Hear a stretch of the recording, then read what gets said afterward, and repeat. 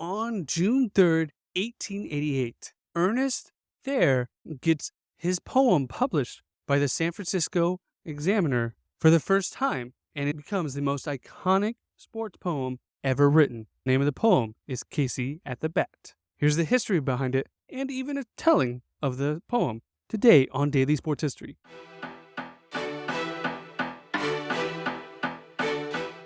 Before we get started today, I want to tell you about another great daily podcast called A Little Bit de Todo, which means a little bit of everything, which is a daily podcast all about Latin culture. And here's a little preview.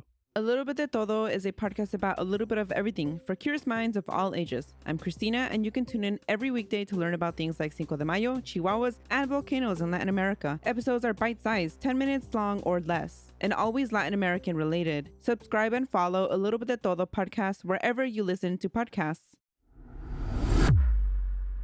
Welcome to Daily Sports History. I'm Ethan Reese, your guide to a rapid deep dive into sports history. And today's trivia question to listen out for is, who was Casey actually modeled after? Now today's going to be a little different. I'm going to tell you a little brief history of the poem and its impact on pop culture. And then I'm actually going to read you the poem. And if you never heard it, it's a great story and a great poem. Now let's start with Ernest Lawrence Thayer. And that's who penned this story. Now he was born in Massachusetts, close to Worcester. And he actually attended Harvard University in 1885, where he graduated magna cum laude in philosophy. And soon after, he moved and became a columnist for the San Francisco Examiner in 1886. And this is where he would release his poem, Casey at the Bat. Now, there's two questions that was always asked, as this was a fictional story, but it seemed very real. And the question was, who was Casey, and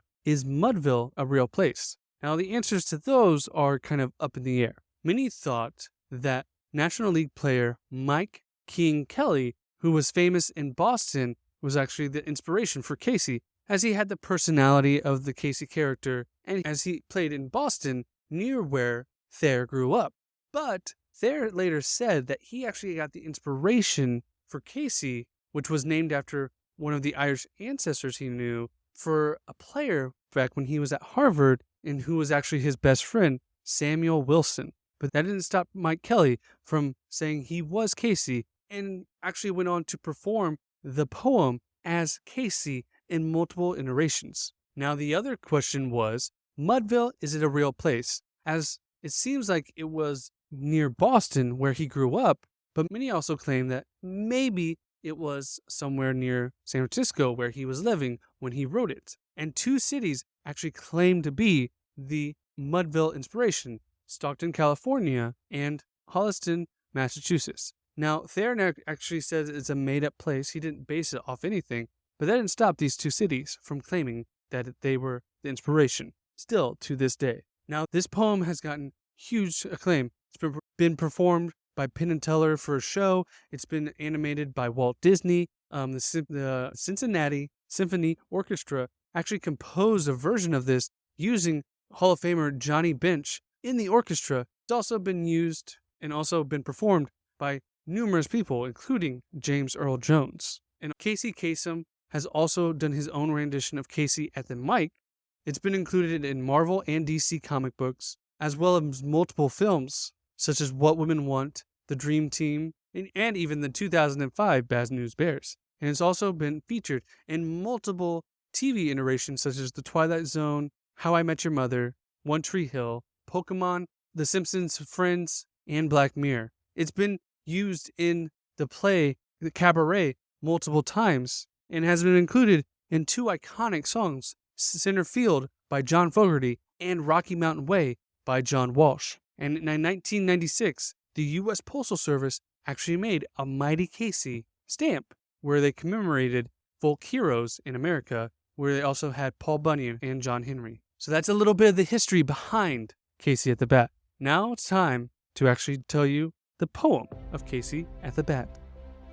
The outlook wasn't brilliant for the Mudville Nine that day. The score stood 4-2, but one inning more to play. And then, when Coney died at first, and Burroughs did the same, a sinkingly silent fell upon the patrons of the game. A straggling few got up to go to a deeper despair. The rest clung to that hope which sprang eternal in the human breast. They thought if only Casey could get a whack at that, they put even money now with Casey at the bat. But Flynn preceded Casey, as did also Jimmy Blake, and the former was a Lulu and the latter was a cake. So upon that stricken multitude grim melancholy sat, for there seemed but little chance of Casey getting to the bat. But Flynn let drive a single to the wonderment of all, and Blake, the much despaired, tore the cover off the ball. And when the dust had lifted, the men saw what had occurred. There was Jimmy safe at second, and Flynn a honking third. Then from 5,000 throats and more there rose a lusty yell. It rumbled through the valley, it rattled in the dell. It knocked upon the mountain and reconciled, for Casey, mighty Casey, was advancing to the bat. There was an ease in Casey's manner as he stepped into his place. There was a pride in Casey bearing and a smile on Casey's face. And when responding to the cheers, he lightly doffed his hat. No stranger in the crowd could doubt 'twas Casey at the bat. 10,000 eyes were upon him as he rubbed his hand with dirt, 5,000 tongues applauding when he wiped them on his shirt. Then while the writhing pitcher ground the ball into his hip, defiance gleamed in Casey's eyes, a sneer curled Casey's lip. And now the leather-covered sphere came hurling through the air, and Casey stood a-watching it in haunting gander there. Close by the sturdy batsman, the ball unheeded sped. "That ain't my style," said Casey. "Strike one," the umpire said. From benches black with people there went up a muffled roar, like the beating of a storm wave in the stern distance shore. "Kill him! Kill the umpire!" shouted someone from the stands.